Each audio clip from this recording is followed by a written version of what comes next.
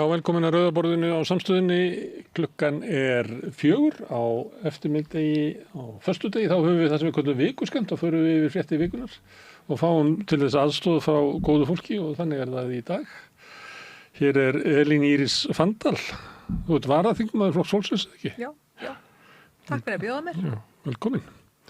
Og Halldór, oftar kallaður Tinni Sveinsson. Já, sæll. Framkvæmdastjóri. Já. Og Bjarki Þór Grönfeldt, stjórnmála sálfræðingur. Takk fyrir búið. Já, menntaður til þess að skilja þessa tíma sem við hinn skiljum bara ekki neitt. Og Sólveig Ásta Sigurðardóttir sem nýdóttur. Verið velkomin. Svona, maður gæti sagt að sko staðan í leiknum núna 26-24 fyrir Króatíu. En ég geri ráð fyrir því að það sé enginn að hlusta á okkur og horfa á okkur sem ekki hefur áhuga á handbolta. Nei, byrju. Það enginn að hlusta á okkur. Sem hefur áhuga. Sem hefur áhuga á handbolta. Þannig að við bara... Þú dróst mig frá sjónvarpinu. Já.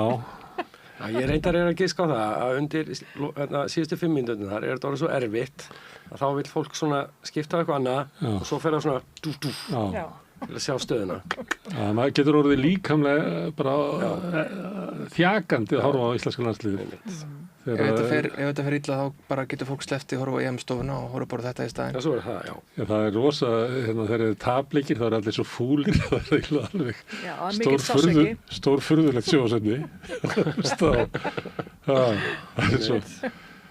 Það svo að taka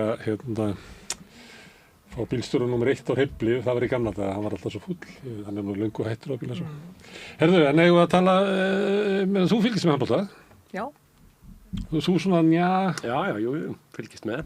Ég fylgist með þegar Íslendingar eru að keppa. Já. Veist, ég ekki kannski... Það var ekki að pína til þess að horfa á Portugal, Frakkland. Jú, ég hef gaman að því, en sérstaklega vil ég horfa á... Aftureldi Valur, má bjóða það? Nei, ég ekki alveg þar, sko. En þinni? Já, sko, þú veist, það stórmótin en við kynum það að síðustu, sko, ég veit ekki, fer ekki að slagi 10 ár sem þú verið erfitt, sko. Og mér fannst vera stórt skref núna á þriðjudaginn þegar við erum Ungverja, því að það er mér í fersku minni þegar þeir tóka okkur leikinn undanúrslitin í London 2012. En við skítöfum fyrir Króatíu fyrir árið síðan, þegar við? Jú, það var ekki jafn sárt fyrir mig þá, sko. Nei, það var London 2012, það satt í mér, sko. Þannig að þetta var svolítið, þetta bara komið hjá mér til núna, þetta ár, sko. Ég er bara góður, sko. Það sumir sem að halda því fram að við höfum verið með mestu möguleikana á að vinna mót að við verið í London. Já, það er einmitt þetta sem ég að segja. Besta liðið, gullallarliðið, plús. Ekki vera að ífa upp gömul sáli. Nei, þá kom bara hrösu við Ungverja. Einmitt. Já, það var ekki gott, sko. Það kom slæmukafli. En svo er annað núna, sko, og það er það, þessi milliriðlar. Og það er það að hinum einn eru sko Þjóðverjar, ekki séðan sem vinna þá. Það eru Danir. Miklu betri lið. Já, Danir vinna þá aldrei í neinu. Og svo Frakkar, ómögulegt. Ég sá leik, ég held að það verið annarkoð 69 eða 70 í Laugardalshöll, 15-10. Ok, þannig að það er hægt með 15-10 fyrir Ísland. Okay. Sérðu ekki að ég er ennþá glaður. Ekki þess að svarsinni. Herðu Bjarki, þú ert úr Borgarnesi og þið spila ekki handbolta. Það er ekki mikill handboltasiður í Borgarnesi, nei, en það var vist einhvern tímann í fyrndinni, það var svona svolítið löngu fyrir mína tíð, en nei, það snýst náttúrulega allt körfubolta í Borgarnesi fyrst og fremst, en Það er einhverja sögur sem þú manst eftir úr æskuðinni að það hafi einhver verið að spila handbolta einhver staðar í Borgarnesi? Nei, þetta var fyrir mína tíð alveg, ég man ekki neitt, sko. Já, bara einhverja sögur sem það voru sögur, já. En ég fylgist nú alltaf með þessum stórmótum, ég finnst þetta bara einhvern góð hefði í janúar og þetta er líka bara að þú kynnti mig inn sem stjórnmálasálfræðinga og þetta er náttúrulega eitt af því sem er svolítið merkilegt hvernig það tekst að sameina stóra hópa á bakvið svona lið, sko, bakvið einhver tákn og eitthvað stolt. Það er oft talað það, ég meina svona þjóðir sem eru tímis miklu fjölbreyttari en við, bara eins og Nígería, það er svona kannski ofta eina sem fólk er að sameinast sko, það er landsliðið. Yfirleitt þá einhverju bolta íþrótt fyrst og fremst. Svo berum við vonbrigðin í sameiningu. Já. og gleðina Það er betra og stundum líka að bera vonbrigði sín í hóp heldur að vera einn gangandi götunar fullu vonbrigði. Þetta er betur. Það var mikið stuðningur í því. Þú ert ekki mikið að horfa á handbolta? Herði, ég úr Kópavogi, það er mikið að handbolta þar, Já. en ég fór samt í körfubolta og misti svolítið bara svona af, ég er ekki alveg hluti af þessari menningu, en ég er að læra af ykkur að þetta skiptir máli og fekk svo einmitt póst rétt aðan frá leikskóla á barnanum minna. þar sem kom eitthvað svona föstudagsfréttir, bara láta ykkur vita að börnin eru mjög áhugasöm leikinn, eitthvað. Þannig að góð áminning frá leikskólakerfinu, bara svona kenna okkur þessa handbolta menningu, þetta skiptir máli, sko, þannig að vera að ala okkur Eru foreldrarna þau að horfa á leikinn í leikskólanum eða var þetta hvatning til ykkar að koma og sækja börnin? Mögulega. Við ætlum að fara heim og horfa á leikinn. Mögulega, ég bara, þetta var góð skerðing í dag Þetta er bara talandi þetta fræðslu hlutverk leikskólana, þannig að ala okkur foreldrarna upp að horfa á handboltan eða sækja fyrir eða hvað það er. Börnin sé ekki út undan Já, kaffivélina. nákvæmlega. Þekki úrslitin. Nákvæmlega, þannig að bara gott að vera hingað komin í þessa EM HM stofu. En þarf maður ekki að vera svolítið hávaxinn í körfuboltan?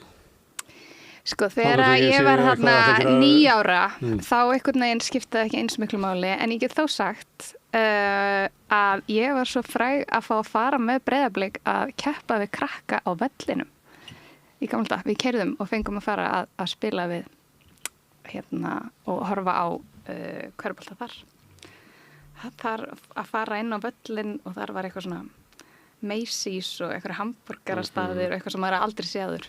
Já, þú ert að tala um Keflavíkur. Keflavíkur völlin, já. Bandarísku herstöðina. Já, þannig að og hætti síðan þar, sko. Ég bjóð þar 1 metur. Já. Maður er næstu komin til Bandaríkjanna þegar maður getur Keflavíkur. Já. Það er kannski ekki ennþá. Það var svolítið svipur þegar ég var yngri. Já. Af því að það náttúrulega fólk á vellinu kom og náði í þjónustu til Keflavíkur og það sást alveg. Herðu, en við vorum að tala um að þú hefur verið menntaður til þess að skilja voru tíma. Þú verður eiginlega að taka þér, Bjarki, að útskýra Donald Trump þessa viku.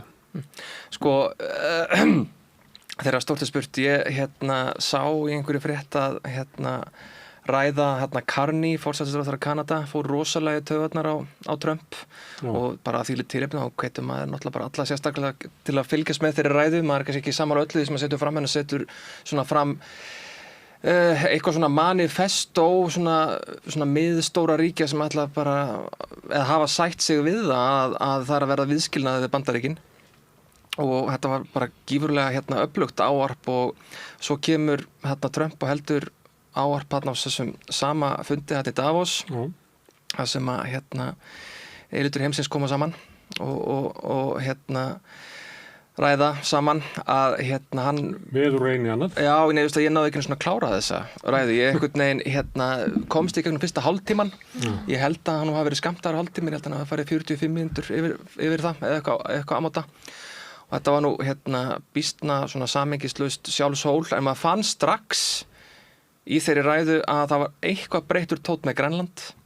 Það var eitthvað, það var einhver, uppgjöf er ekki rétt orðið, það var einhver mildari tónn einhverju leiti og svo er þarna einhver fundur með Mark Rutte sem hefur reyndar alltaf átt mjög sérkennilega samskipti við Trump og já, og þarna það var það ekki sumar eða haust einhvern tímann þegar Trump í rauninni tók bara screenshot af prívat skilabóðum á Signal þeirra á milli og deildi þeim á Twitter eða Truth Social eða einhverju og það sem að Mark Rutte kallar hann Daddy sem með það sem eitthvað sem hann endurtók í ræðunni og það er náttúrulega mjög, það sálfræði mjög freudist svona freudískar implikasjónir sem það hefur en ég bara mjög fórvitin að vita hvað fór þeim á milli af því að Trump kemur svo fram og segist að hann á samkomulagi Grænland við Rutte. Fáið hlut á Grænlandi. Já, við vitum ekki nákvæmlega hvað Rutte til, eða sem sagt hvað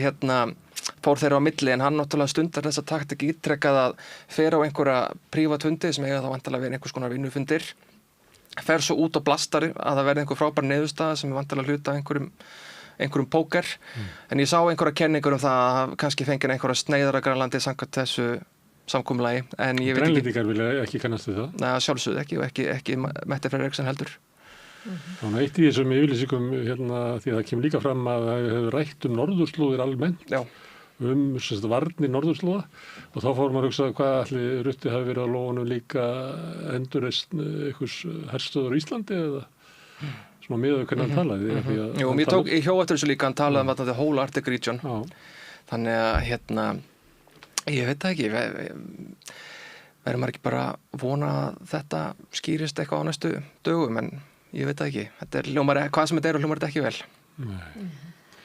Sumt hérna hjá Trump skýrist þegar álíður, en fæst röfulega.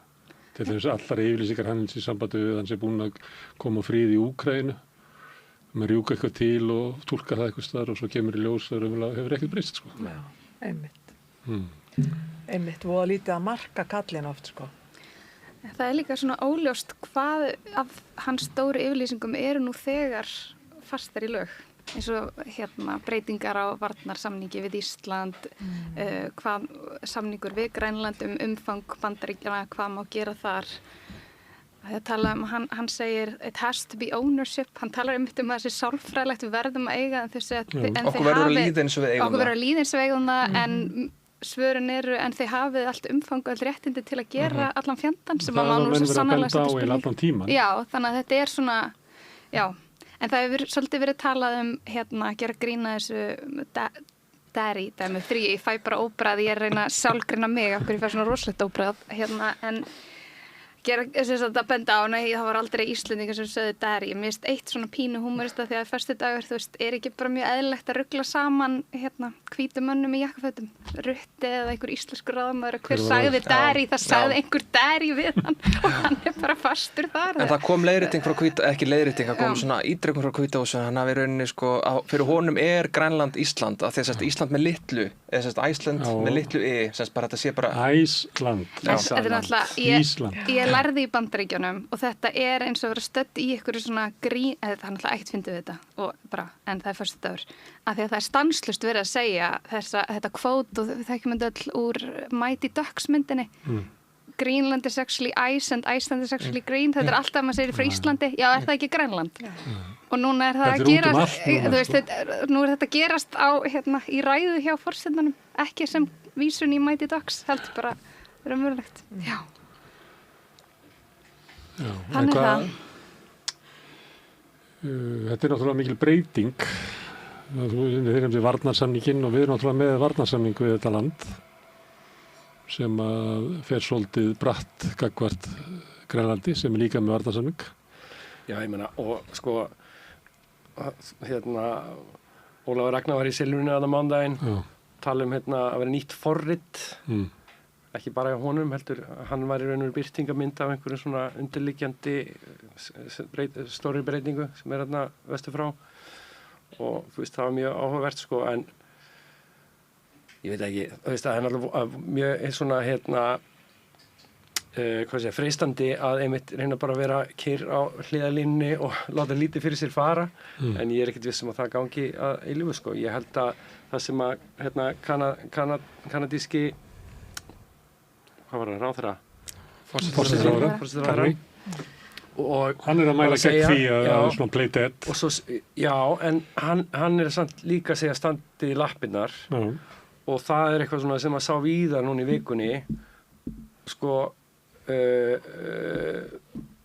og ég sá líka viðtal við hann Gavin Newsom fylkisstjóra Kaliforníu sem einmitt reyndi að koma í veg fyrir að fengi að fara á sviðið í Davos og náði held ég að minnka slottið að hann segja eitthvað og hann var svona svolítið að segja skilabóð okkar sem er búin að fást við hann í mörg ár og það var einmitt þetta þið bara verðið að standa í lappirnar það þýðir ekkert að vera eitthvað call him daddy þú veist það bara verður að takast á við hann bara af full force og ekki vera hrætt við það. Já, og ég held að það sé bara nákvæmlega það sem er svona svolítið næst að það gerast. Mikið með hörku því að ef þú aktar gaggáttunum eins og þú sett minni þá lemur að þig. Já. Hann er bara þannig. Hann bara elskar það. Já. Og þú heldur að þú sett að gera gott mót en þú ert í alveg að gera mjög vont mót ef þú spilar þetta þannig. Það sem ég myndi finnast mjög áhugavert að vera talað aðeins meira hann svona basa og kjarnafylgi því hann alltaf var kosin á þessum maka forsendum svona ákveðna einangrunarstefnu og hérna Bandaríkin eigi ekki að vera lögreglumaður heimsins og allt þetta og við eigum ekki að vera eyða peningum í stríð hinum megin á hnettunum og annað slíkt og Ameríka er bara einhvern veginn að halda sér svolítið út af fyrir sig. Þetta er mjög sterkt sko sérstaklega í J.D. Vance og svona mönnum í kringum hann og mikið af svona kannski þessum hópum sem náða að safna á bakvið sig eru akkurat þetta fyrir þeim snýst að ætti Ameríka fyrst og fremst að hugsa sjálfan sig. Og þetta, ég get ekki ímyndað mér að þetta fari gangi auðveldlega til lengdar fyrir hann. En nema hann sé bara búinn að sölsa þessu öllu undir sig með svo miklu offórsi en engu og síður, það er svona hann nefnilega þótt að hann sé ekki hugmyndafræðilegur það var með svo mikið af fólki kringu sem er mjög hugmyndafræðilegt. Já, er ekki einhver svona klofningur líka, það eru þarna stór hópur sem er bara svona fastegna, bara real estate fastegna þengjandi. Hann er með stóra menn sem eru Stephen Miller og þetta sem eru bara að tala hryllilegar fjárfestingar á Gaza, þú veist, þetta er þessi að sækja út á meðan að kannski J.D. Vance og einhverjur aðrir eru meira í þessum að hreinsa til inn í landinu og loka því og þess áttar. Það er náttúrulega margir hópar og þú veist, og sumir vilja túlka það að hann hafi verið kosin út af þessu og einhverju maka. Ég veit ekki hvað er allir makahópur þessi stór hluta kjósatumanns, kannski Trump er náttúrulega, hann er með gríðarlegt fylgi eins og í Texas sem er náttúrulega hlutfallslega stærsta fylgið ef maður talar mannfjölda yfir 30 milljónir manns og hann er líka með mikið fylgi í Alaska þó að það sé 700.000 manns mjög fáir en ég hef komið til Texas og aðeins skynjað andrúmsloftið þarna sko og það er alveg sko hann er bara guð þarna í augum fólks. Það er bara þannig. Það fer eftir hvort þú ert í stórborgunum eða á dreifbýlisvæðinu. Já, er það? Ég bjó alltaf í Houston og þar var fjölbreyttasta borg af uppruna. Þannig að þetta er bara svo rosalega stór svæði. Þannig að það eru vissulega, leiðum að kemur aðeins út fyrir borginnar, þá er bara Guð og Biblían. Bara þannig. Guns for gold. Já, akkurat. Það sem að við að sko, það er náttúrulega hann fekk helming atkvæða og það er ekki bara hreint maka, það er hann slatti sem bara kýsa alltaf republikanflokkinn af ýmsum ástæðum og alls konar, ég veit ekki, makahreyfingin er eitthvað sem að næra velta nær árangri í kannski svona hvítu verkalýðsfylgi í sveifluríkjunum, það sem að skiptir máli, en kannski kjarnið þessara hreyfingar er náttúrulega í Suðuríkjunum með kristinna evangelista og sækir svolítið kraftið þangað. En það er svo margir sem hafa viljað sko tala fyrir í nafni maka eða svona reyna að beita því á Trump. Mér finnst það fólk ekki ná neinum árangri sko, hann bara einangrar það eins og hún hann að grína Marjorie Taylor Greene og Tucker Carlson sem að lætur eins og hann tali mér finnst bara að Trump bara hristið af sig bara að því að líklega fyrir makarhefingunni er hann bara svo mikilvægur, hann nær svo miklu í gegn að það er bara fráleitt að ætla að fórna Trump því að þá er þetta bara hreyfing sem hann er sárleitum árangri, hann er lykillinn.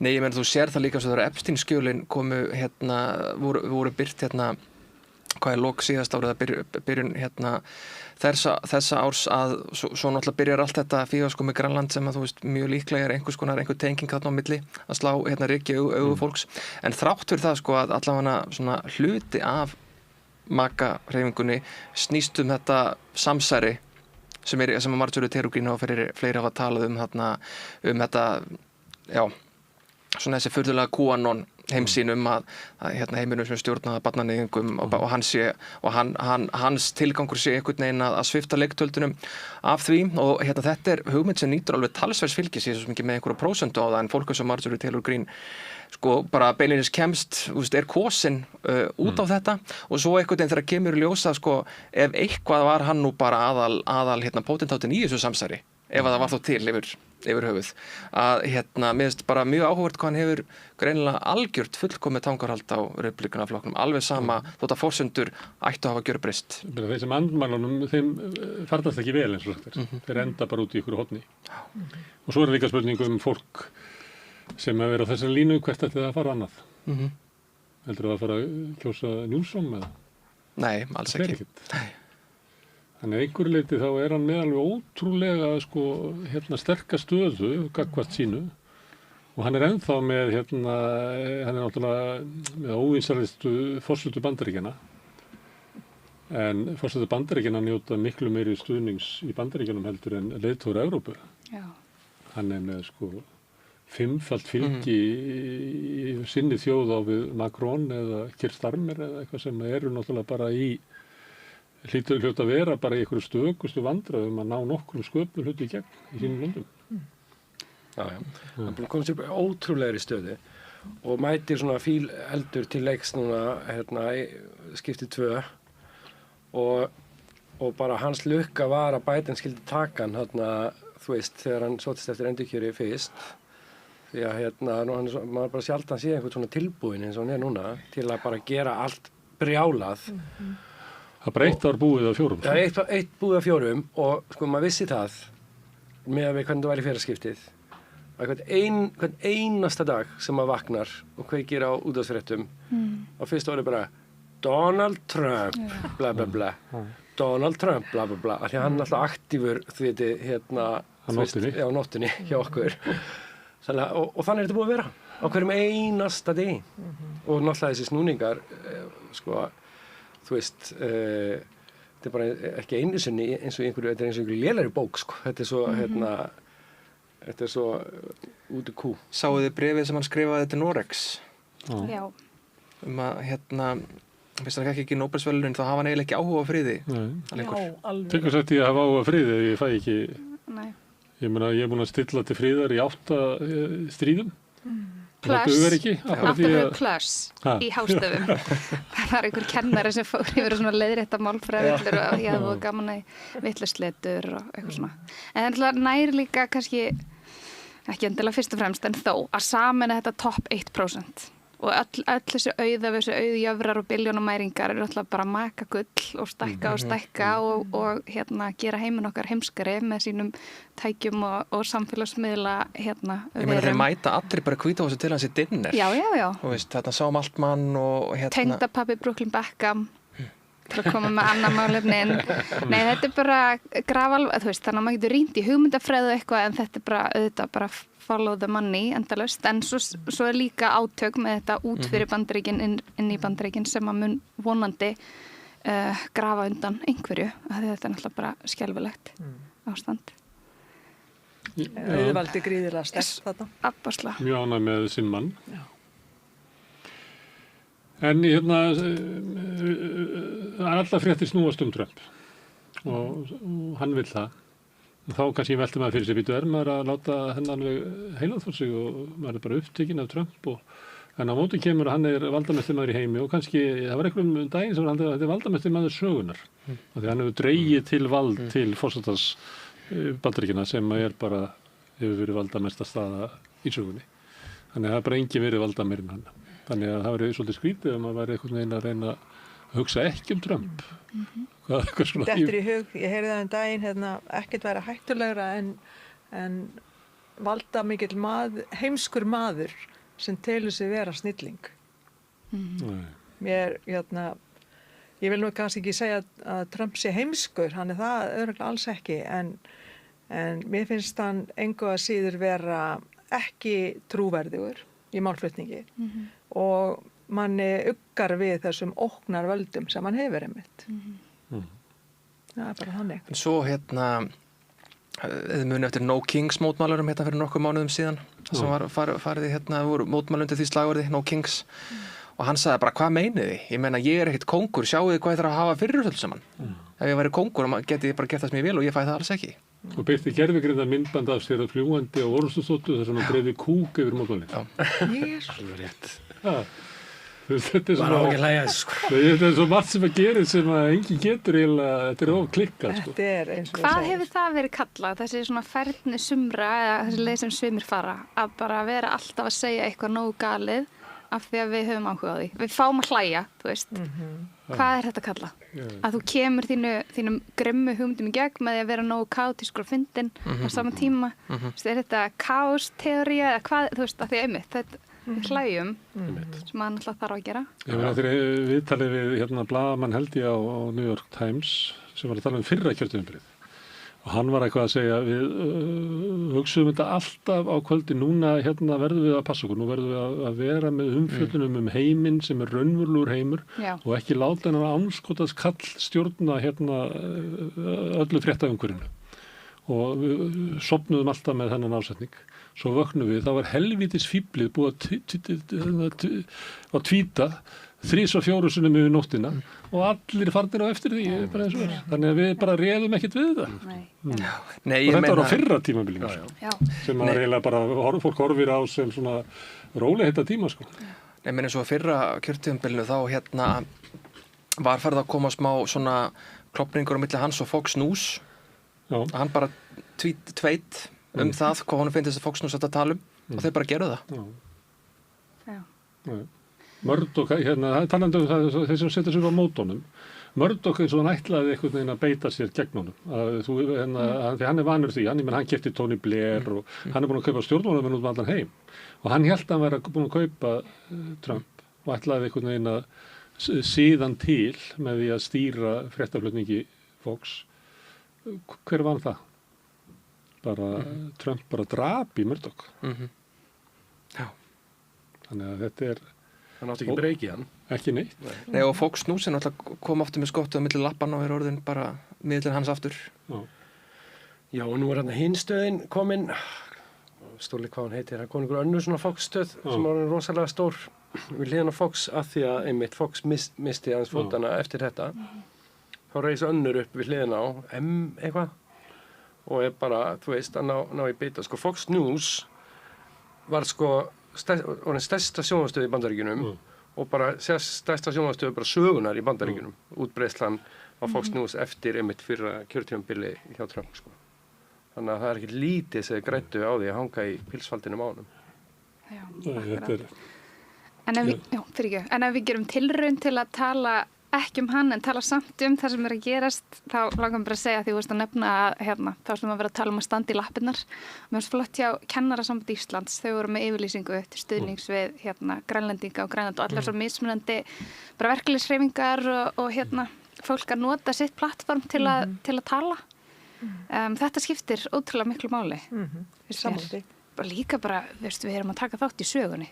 Hvað ætlum við að skrásetja og börnun okkar geta séð að við höfum sagt og gert og eitthvað svona versus eitthvað þegja og býða þetta af sér. Þá er núna bara tækifæri til að standa með grænlendingum. Það er bara skiptir öllu fyrir okkar sjálfsverðingu. Ég hef svolítið velt hvað þessar yfirlýsingar þýða. Svo kannski yfirlýsing frá Þorgerði Katrín getur hljóma sem svona við náttúrulega þungar áhyggjur á ástandinu í Grænlandi og leggjum áherslu á það að við stöndum með því sem að Grænlendingar ákveða. Grænlendingar eru með bandaríska herinn bara andandjónu í halsmann á sér og þeirra ákvörðum mun verða lituð af ótrúlegu valda ójafnvægi. Þannig að þeir eru ekki frjálsir í sinni ákvörðum. Með því að segja að við styðjum það sem að Grænlendingar gera þegar í svo veikri stöðu raunverulega að skilja eftir opið að blessa það að segja Grænlendingar gengu að þessu samkomulagi, gáfu frá sér þarna tiltekið lönd og námuréttind og eitthvað fleira og við styðjum það bara. Þannig mér finnst eitthvað með þessu vandi í Evrópu, þú veist, hvað er það sem okkur kemur ekki bara yfirlýsing að við styðjum bara sjálfstæði Grænlands og við munum bakka það upp, bæði með her og peningum, þeir fá þarna helminginn af ríkisútgjöldunum frá Danmörku, við göngumst bara undir það og tryggjum það að þeir geti tekið ákvarðanir bara eins og þeir vilja hafa það og geta staðist þessu ógn. Mér finnst vanta þetta. Þess að skýrt hvað er verið að styðja. Því að ef þú ert að styðja eitthvað sem er bara svo veikur fyrir að hann hefur raunverulega ekki svona vald það hver niðurstaðan verður, það er ekkert endilega góður stuðningur, sko. Já, við raun og þarf maður að styðja Danmörk til þess að styðja Grænland eins og staðan er núna. Nei, ég myndi styðja bara sjálfstæði Grænland, bara í kvelli. Nei, ég er að segja Grænland sjálfstæði í kvelli. Já, í funksjón til þess að virki, með þeir eru ekki sjálfstæði, sko. Ég er alveg sammála því. Sjálfstæði Grænland, takk. Bara mjög ánægður einmitt Og Danmörk getur ekki varið á fyrir Bandaríkjunum. Skulum við bara koma hérna fleiri lönd og við skulum bara í sameiningu verja sjálfstæði Grænlands. Já, 100%. Þakka ykkur kærlega fyrir aðstóðina Danir hingað til. Thank you very much, goodbye. Já, algjörlega og það náttúrulega, þú veist, þetta kemur, við erum stödd í nýlendu sögu Danmörkur. Það er það sem líka kemur allt upp með þess að Björk getur ekki tvítað að þess að stjórnmálamenn fara að gera grína henni. Björk segir sjálfstætt Grænland og það er bara hún er vitlaus, hún er heimsk og bann á plöturnar og eitthvað. Það er líka... Plötubúð sem tók plöturnar úr hillunni. Já, og ég menna allavega vinkonur mínar sem eru grænlenskar tala hvað þetta sé ofboðslega þvinga andrúmsloft af því ef þú heldur áfram að tala ég menna þau eru búin að vera í langri sögu til dæmis núna þó að sé búin að vera meira athyglaði bara lykkjumálið. Það bara er ekki hægt að tala hluti lengur að því þú mátt ekki segja neitt sem styggir Danmörku út af Bandaríkjunum en hvernig mátt þú bara tala þinn raunveruleika án þess að vera að styggja eitt hér eða eitt þar skilur. Þannig að Bandaríkjunum gefur ekki til nei, bara við með góður og það er líka eitt sem er svo óbærilegt við þetta vegna þess að við erum búin að vera að horfa upp á ár og ár af þjóðamorði í Gaza og hvernig Bandaríkin og Evrópa kemur saman gagnvart árþjóðum og síðan bregður okkur núna og tölum brota alþjóðalögum í þessu samhengi. Við vitum alveg hvernig við og þessar þjóðir hegða sér. Þannig að þetta er allt saman alveg óbærilegt.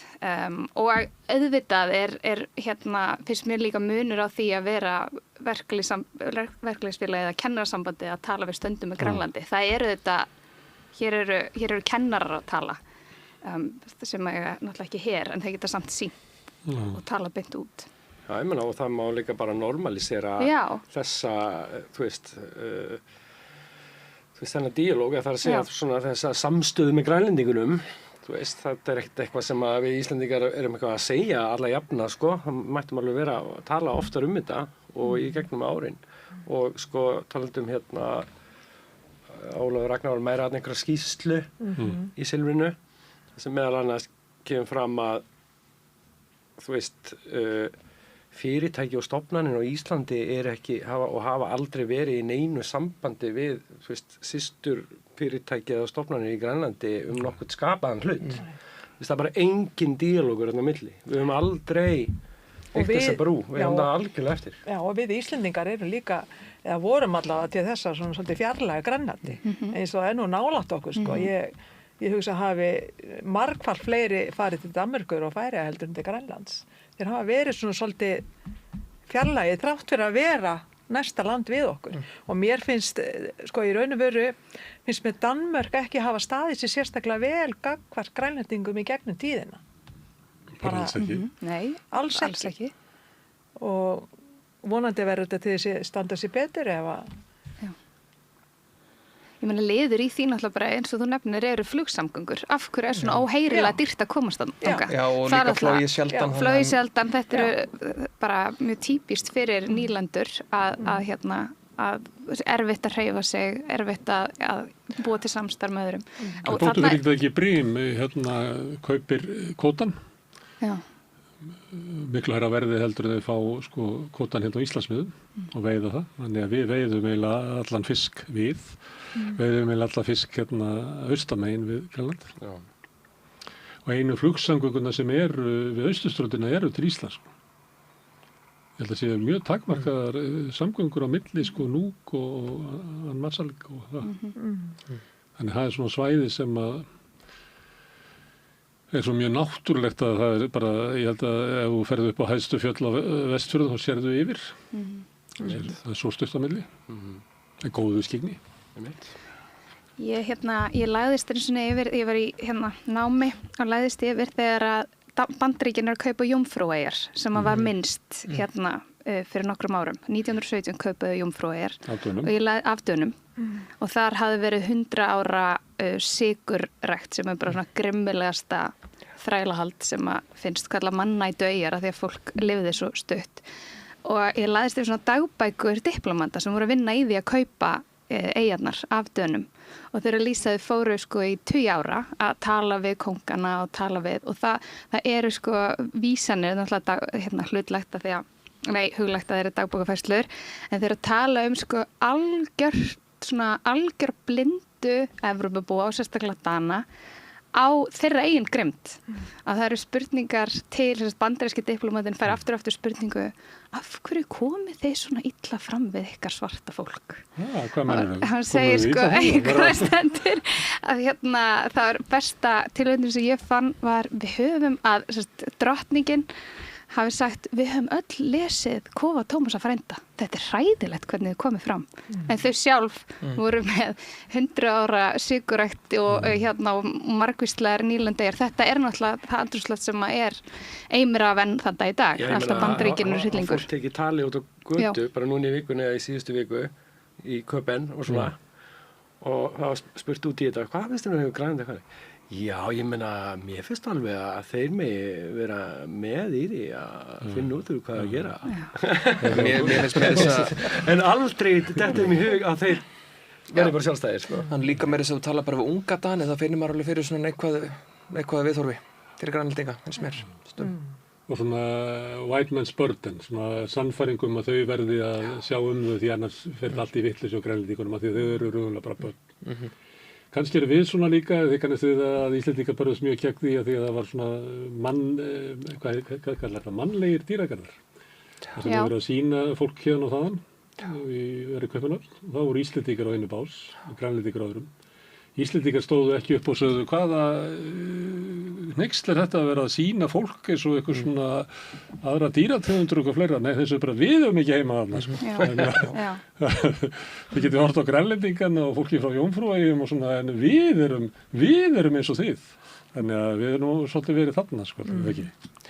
Þetta var mikið hneyksli. Og þetta er kannski, þú veist, eitthvað svona gamalgrói er kannski hluti af því að við höfum ekki verið duglegri að hafa samband yfir til Grænlands. Ég held að það sé líka sjálfsmynd okkar í sögunni að við til þess viljum ekki, maður segir að Ísland hafi verið nýlenda Dana, þá bara stekkur fólk upp strax og nei, við vorum ekki nýlenda og ég held að þetta snúist það, sko. Við viljum ekki vera á sama stíu hinnar. Ég pröfaði að segja sögu frá því þegar ég kom til Accra í Ghana. Þar situr forsetinn í Kristjánsborgarhöll sem er byggð úr dönsku grjóti, af því að voru þríhyrningsviðskipti til Jómfrúaeyjarna, það voru farið með þræla til Jómfrúaeyja og sykur til Danmerkur og það er ekki þetta að flytja til Afríku, þannig að það var bara sett grjót í Palestína til þess að komast og þau byggðu höll úr því og þetta var fangelsi eða svona þræla kista bara. Og svo pröfaði ég að segja þetta þegar ég kom heim að þetta var athyglisvert að sjá Accra, þeir náðu náttúrulega sjálfstæði bara, ég held að það muni bara 8 árum á okkur frá 44 og forsetið þar, hann býr í dönsku fangelsi alveg svo forsætisráðurinn íslenski.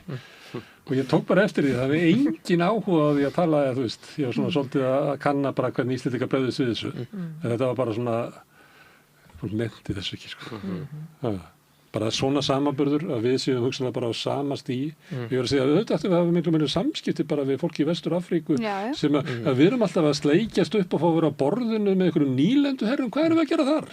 Af hverju styðjum við ekki Grænlendinga og sjálfstæðisbaráttu Skota? Af hverju erum við ekki reiður út af lykkjumálinu eða málinu sama í Noregi og við erum alltaf að þykjast að vera með nýlendu herrunum.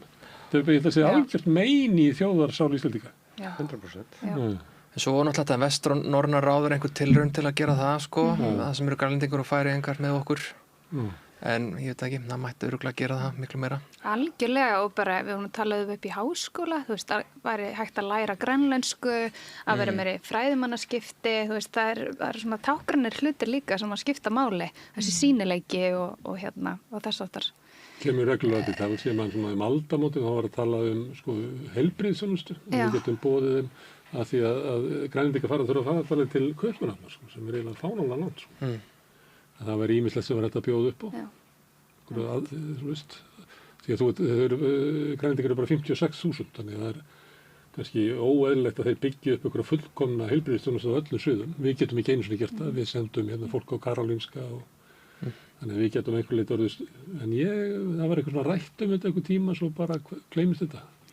En svo er náttúrulega vinsælið þættir í gangi sem voru bara núna, danska konan, sem fjallar svolítið nákvæmlega þetta. Hún skilst mér að vera svona, danska konan á að standa svona fyrir heimsveldi sem svona einhver ókunnugur sem kemur og byrjar að segja fólki hvernig það á að gera hlutina.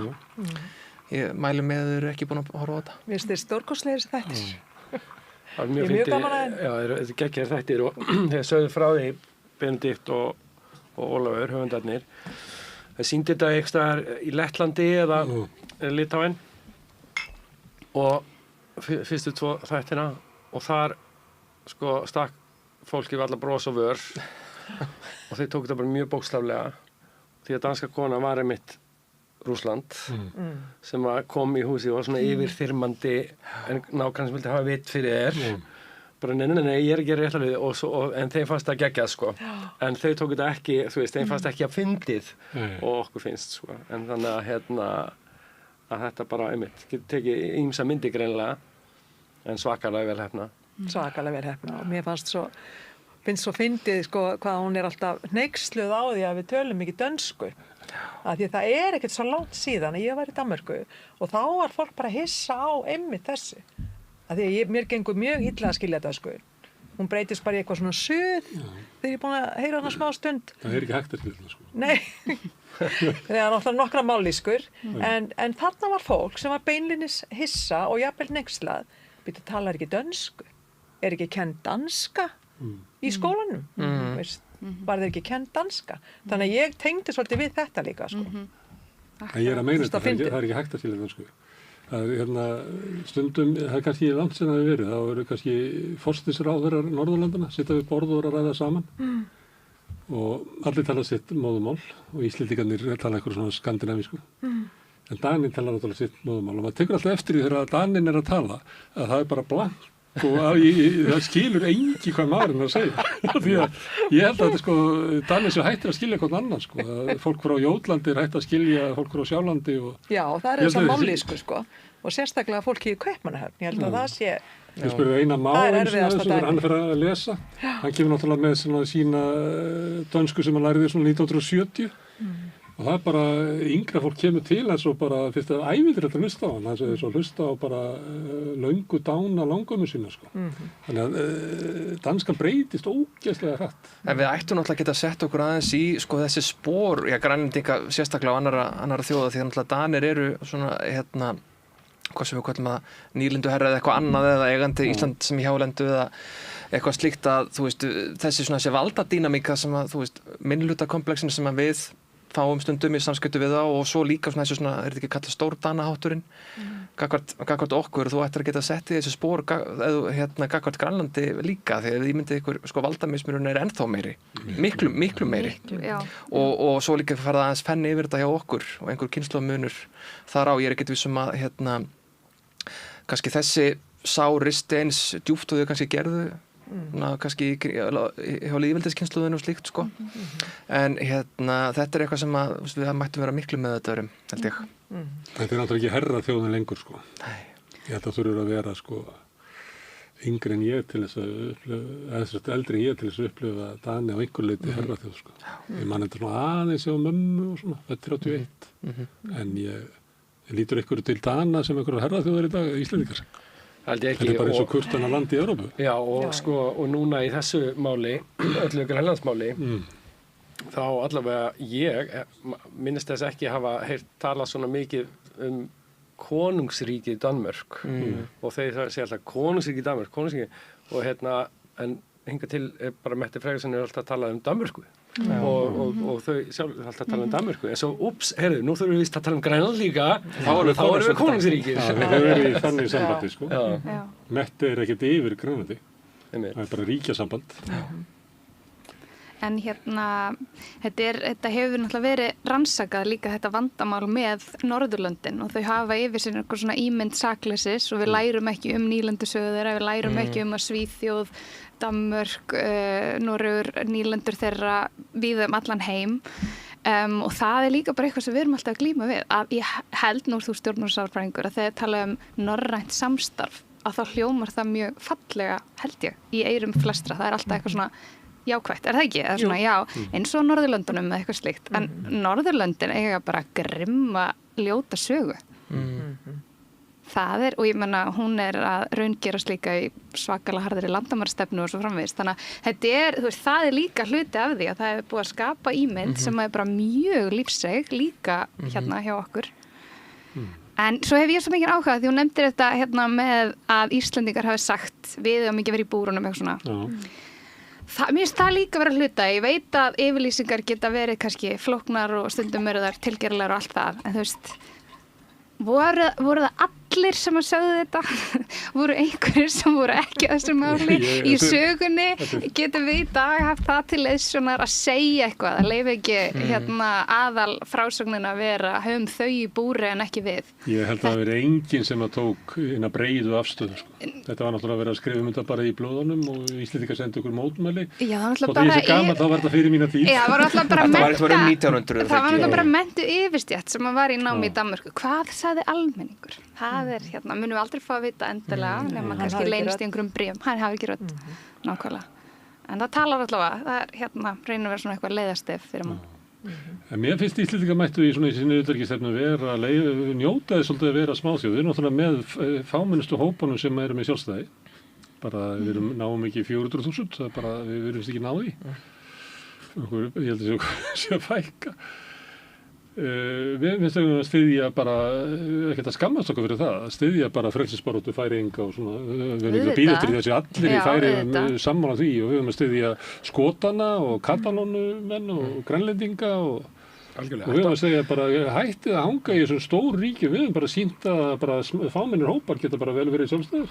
Þetta var bara að vera okkar nýs, ég veit ekki stemni. Ég leiðist alltaf þegar við erum eitthvað að skottast á eftir stórveldónum því að þau bara hugsa allt öðruvísi, hafa allt aðra hagsmuni en við.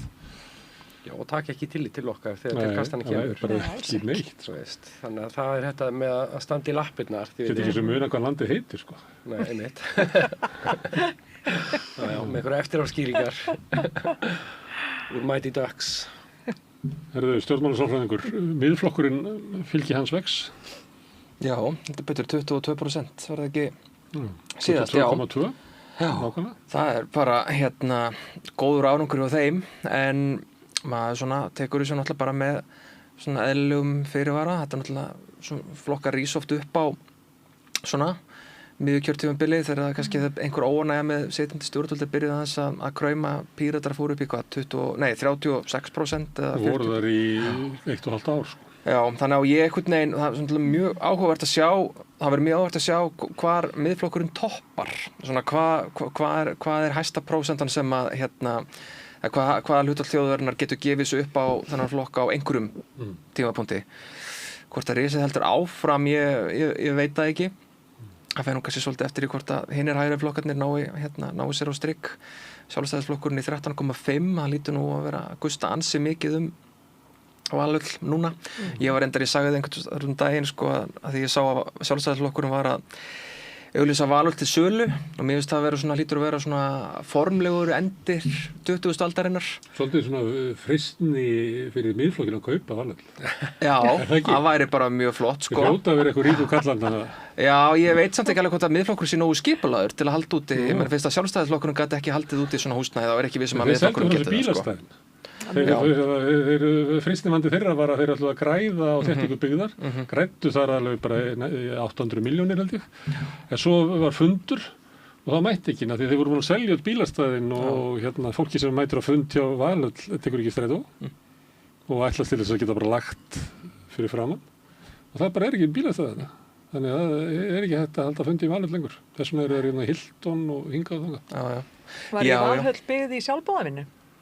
Örugglega mikið til. Ég held að það sé mikið til. Mér fannst þetta... Ég held líka að það verið verktakafyrirtæki sem byggði þetta. Ok. Mér var sagt að þegar ég var ungur, nú veit ég ekki hvort það sé sagt, að Ístak hafi alltaf byggt hús yfir formann Sjálfstæðisflokksins.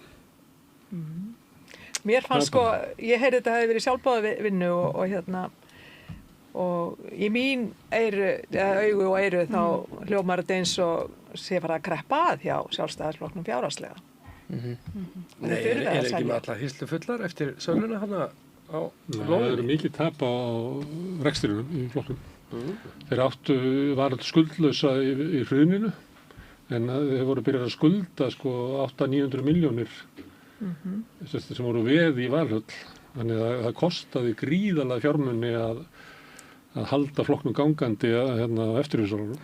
En stjórnmálakerfið er bara að taka svo miklum breytingum og svona þessi svona þetta rosalega þétta félagslega net sem að fyrst og fremst Sjálfstæðisflokkurinn en líka Framsókn og svo sem þú veist Samfylkingin og forverar hennar og VG kannski einhverju leyti gerðu, þú veist, þetta allt einhvern veginn svolítið að rakna upp og þú veist, mér fannst þegar ég sá þessa frétt val til sölu, þá hugsaði já, ok, nú þetta, þú veist, stjórnmálastar að fara að taka gífurlegum breytingum og það virðist eiginlega vera liggur við svona öfug fylgni á milli sko, svona kraftsins í einhverju skipulögu starfi versus fylgis í skoðanakönnunum og bara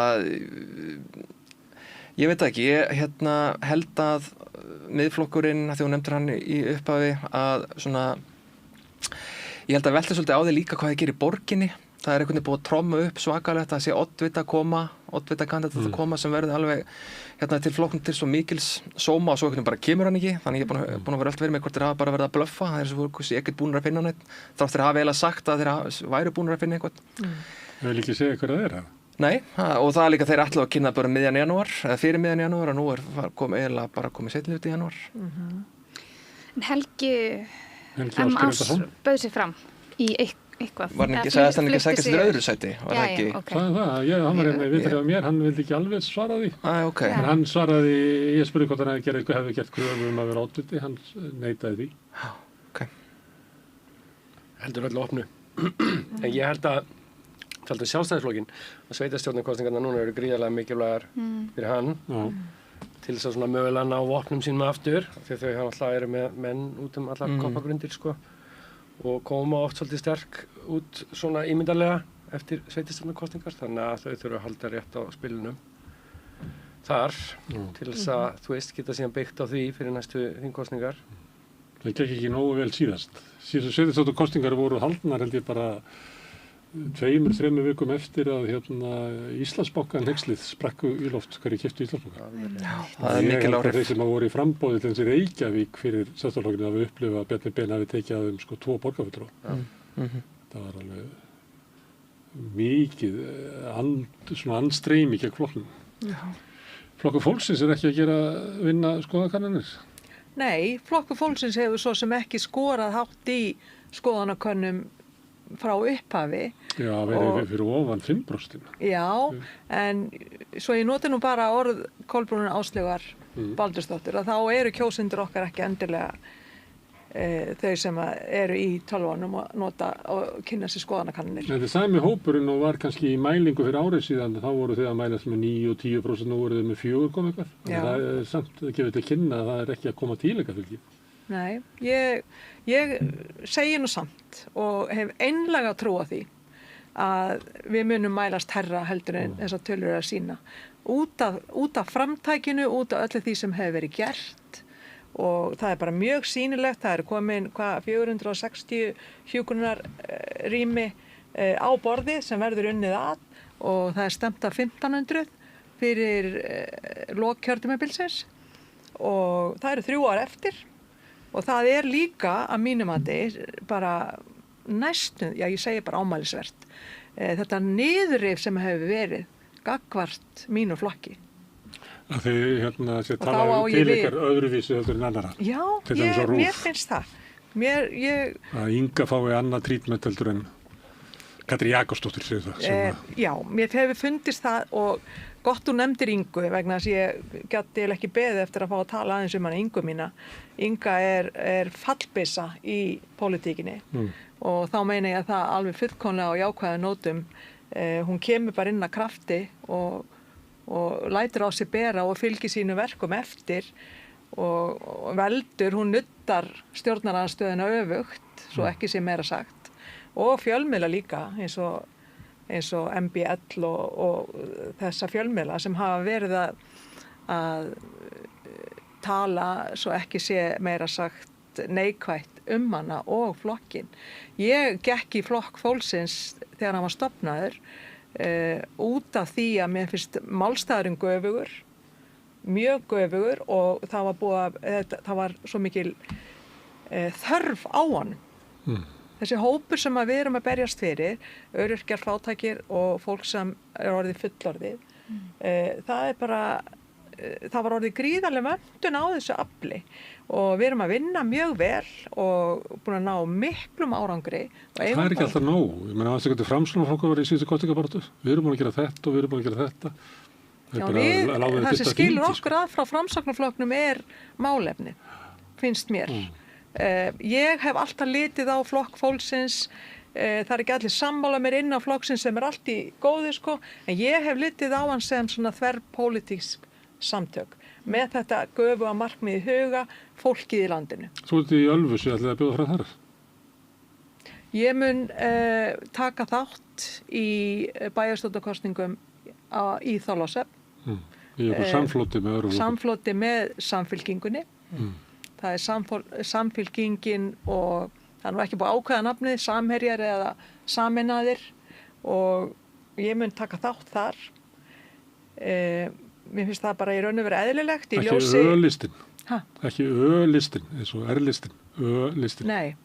Ég talaði nú þarna að mér finnst þetta að vera SOS-listin. Að þetta væri svona ákall.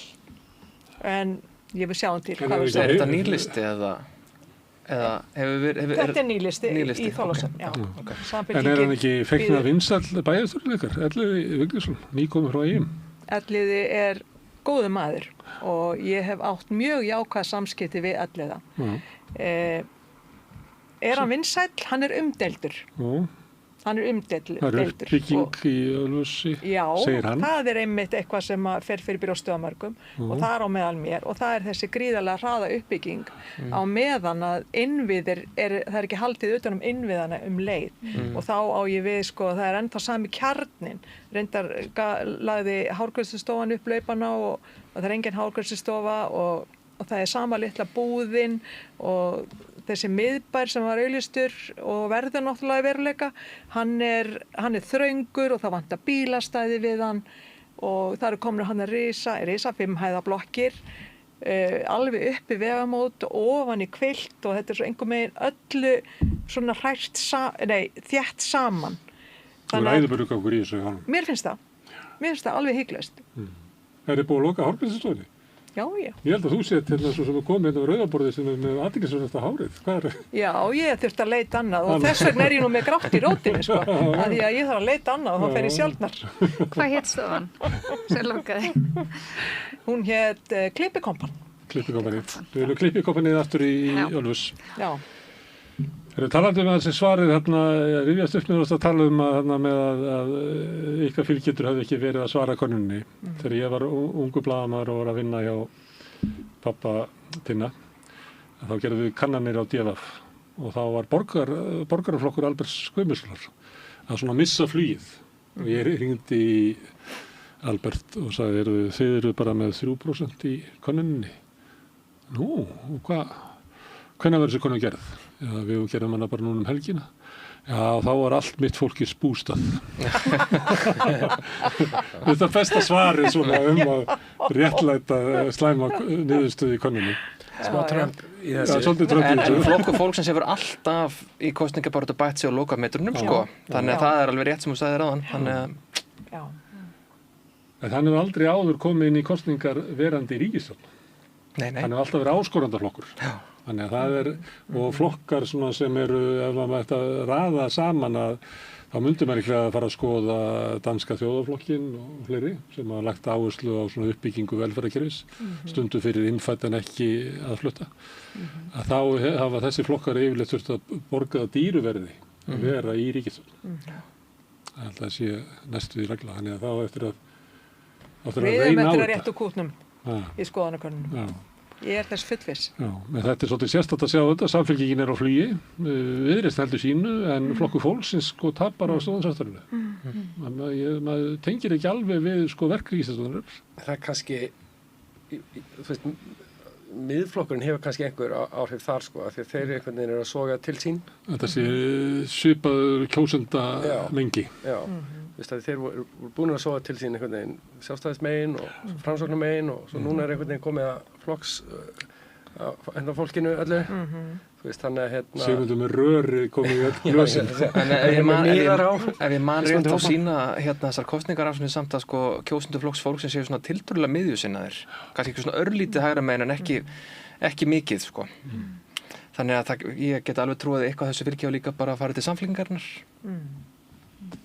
Já, einhvers staðar kom það fylgi. Það verður allavega að vera ljóst að við erum til að mynda alfarið á móti aðild að Evrópusambandinu. En það þýðir ekki að við viljum ekki láta kjósa og við erum eindregið með því að verði kosið þetta mál og þjóðin fá að ráða. Ok, þá skulum við ræða það. Það verið að tjasla saman einhverju, ég held að það sé bara þingsamanduráltillaga hérna þjóðaratkvæðagreiðslu, verið bara lagt fram þannig. Það ekki ennþá komið fram hvort ég verið að næsta haust með þetta hljóm eins og ég vil ennþá seinna sko. Það var einhver stjórnarliði sem var hérna. Okay. Ég spurði Guðsbarn, ég get ekki bara klárað þetta párskan eða eitthvað. Þegar mér fannst það bara óbærileg tilhugsun að þurfa að tala Evrópusambandi í 1,5 ár. Já, ég myndi mér að það hljóta verið nú einhverju brestir þarna svona hérna innanhús án þess að ég viti nokkuð það af því að hérna bara eins og var áréttað hérna áðan þá ekki alveg sko hérna einugur þetta mál í ríkisstjórninni þó við séum sammála einhverja aðferð þá það ekki sammála sko hérna hver niðurstaðan hérna af því eigi að vera og ég svona ef ég væri í sporum forystumanna ríkisstjórnarinnar þá myndi ég bara ágjöra því að það væri alltaf mikil tími í þetta mál og ég sé alveg fyrir mér sko að hérna stjórnarandstaðan geti tekið þetta mál í gíslingu og þau væru hérna eru mjög samhent í því og sennilega ef eitthvað samhentari heldur en ég veit ekki alltaf málinu síðan sumar þannig ég get alveg séð fyrir mér að þau getur bara reynt að eyðileggja þetta þing eins og þau reyndu hérna sumarið 25. Og þá ekki einmitt líklegt að þessi verið frestað til allavega 27 til þess að lenda ekki í svona gíslatöku þá 2 ár í röð 2 sumur í röð. Ég held að ríkisstjórnin hafa bara ekki efni á því að missa hérna stjórn á þessu máli líka. Líka því ég held að við þurfum að ræða svolítið stöðu Íslands í breyttum heimi og ég veit ekki hvað það hentugt að gera það í reyna að draga þá umræðu í gegnum aðildarviðræður við Evrópusambandið.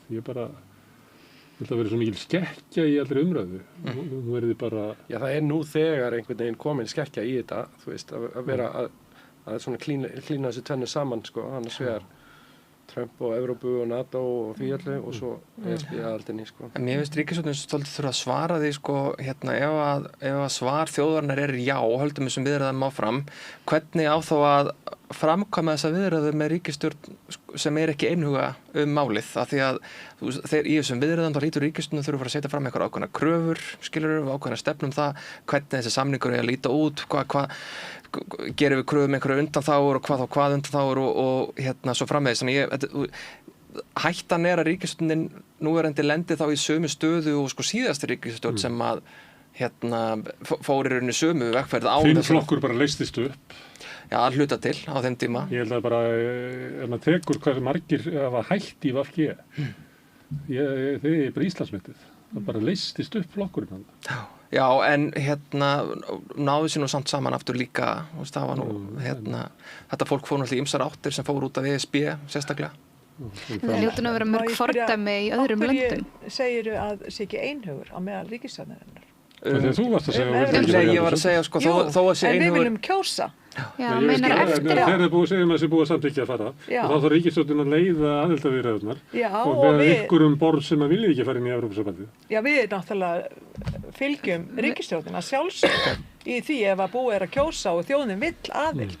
Þá vinnum við að sjálfsögða að heilum hug með því. Já, það er það bara, víst, sjálfur sér bara hérna mjög gott ef það verður niðurstaðan. Það er bara þannig. Og það hljóta náttúrulega að vera mörg fordæmi fyrir alls konar fyrirkomulagi í öðrum löndum sem að hafa kosið þetta og farið inn. Það hefur yfirleitt verið svona svolítið góður stuðningur sko. Þetta fer yfirleitt, ég sá alltaf þegar varu deilurnar tollana og járnblendið. Þá var ég eitthvað að reyna að lesa norsku pressuna og þá heyrði maður að segja það var spurt að þýðir þetta að við verðum þá bara að vera inni og þá var svona við munum aldrei fara að leggja það aftur á þjóðina að fara út í einhverja diskussjón hvort við höfum að ganga í Evrópusambandið. Við erum ennþá jafn okkur eftir á 10. áratugnum og hvað var ekki 73 sem var fyrra skiptið. Það er svona dæmi land þar sem að þjóðin einhvern veginn klofnar og bara ég Ég ætla ekki að vera einn af þeir sem segir að það sé aldrei rétti tíminn til að sækja með Evrópusambandið, en ég held að þú getur ekki valið verri tími í sögunni heldur en okkar núna. Sko. Já, og kannanir benda til þess að þetta sé mjög tvísýnt. Þetta svona nokkurn veginn 50-50 stuðningurinn hjá þjóðinni, sko. Þannig að ég, Áður en leikar hefjast. Áður en leikar hefjast og maður veit ekki, þetta er bara svo margt sem getur haft áhrif þar á en ég er sammálaður að hún frekar að gera þetta bara fyrr en setna. Ok, við séum bara að drífa í þessu. Sólveig, viltu ganga í Evrópusambandið? Þar meiri upplýsingar, takk. Það skilur auðu. Bjarki, má við voru að ganga í Evrópusambandið? Já, sko... Það er að skilja auðu líka? Okay, já, ég skilja auðu. Þú veist að það kemur nei sko, hér? Ég bjó í Bretlandi þegar Brexit var að fara í gegn og þannig ég sá hvað áhrif það hafði. Þannig að ég svona, það dró mig svona að ég var í Evrópusambandinu aðeins sympatískari eftir það. Það er svona munur á því að þú gætir umvel að vera á mótið Ísland gengi í Evrópusambandið en líka vera á mótið að Breta ganga úr því. Já. Það er möguleiki að vera með það afstöðu. Þeir náðu því. Já. Ég segi já. Ég myndi vilja vera inni. En þetta fellur í öfnu. Þannig að við náðum því ekki í þessu þætti að gangi í Evrópusambandið. Hvernig líst þér á uppgang? Við hefjum viðræður. Það er það sem við komumst að hérna. Já. Hvernig líst þér á uppgang Miðflokksins? Ég kallaði eftir áðan að ég var að spyrja okkur hvað köllum við þetta að geta fangað bæði athygli með hryllilegum yfirlýsingum og eitthvað svona absúrdleika. Ég held að það sé það sem er að gerast hérna. Ég náttúrulega bara, ég held að mörgum finnst þetta fyndið. Það sem að, þú veist, hvernig þau svona setja fram sínar hugmyndir og jafnvel bara ennþá hugsa Sigmund og rátt nautakjöt eða einhvers konar karlmennsku ímyndir eða eitthvað og þú veist, það er þessi svona hlátur í kringu það sem er held ég hafa einhvers konar skemmtarnagildi en mér finnst þetta ískikilagt og ókveikjandi. Sko, talandum við fyrra kjörtímabil. Já. Sko, Sigmundur Davíð fyrir 10 ára síðan, ríflega, þannig kring það þegar hann forsætisráðherra við erum fyrir Panamaskjölin. Þá var hann Trump á Íslandi, eða þar að segja, fólk vaknaði á hverjum einast degi og það bara hvað er Sigmundur að gera í dag? Og þannig var þetta bara dag eftir dag, viku eftir viku, mánuð eftir mánuð, alltaf koma með eitthvað, voru skórnir í Svíþjóð. Hann veit ekki mikils fylgis þá. Það var ekki vinsæl ríkisstjórn. Í þjóðleikhúsinu, hvað segirðu? Þetta var ekki vinsæl ríkisstjórn. Nei, en hann var vinsæll Þess skemmtanagildi.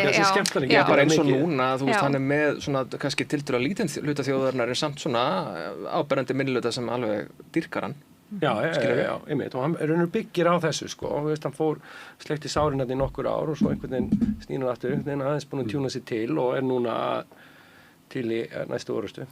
Ég hætti mér á TikTok daginn, sem ég gerir nú reyndar eiginlega aldrei, en þá var það fyrsta sem poppur upp gervigrindað myndband frá, ég held reyndar að það hann ekki verið svona formulega frá miðflokkunum, en væntanlega einhverjum honum tengdum, það sem var svona verið að útskýra feril Sigmundar Davíðs fyrir unga fólkinu og þetta var allt saman svona, augljóslega svona skreitt í svona ýmsum litum en þetta var bara svona rosalega, þetta var mjög áhvert, þetta var svolítið trumpist, þetta myndi svolítið á notkun hans á gervigrindinni. Ég sagði nú einhvern fjölmiðlamann, af hverju er ekki kallaði ég hann af hverju er allir ekki að rámfuglunum að borða?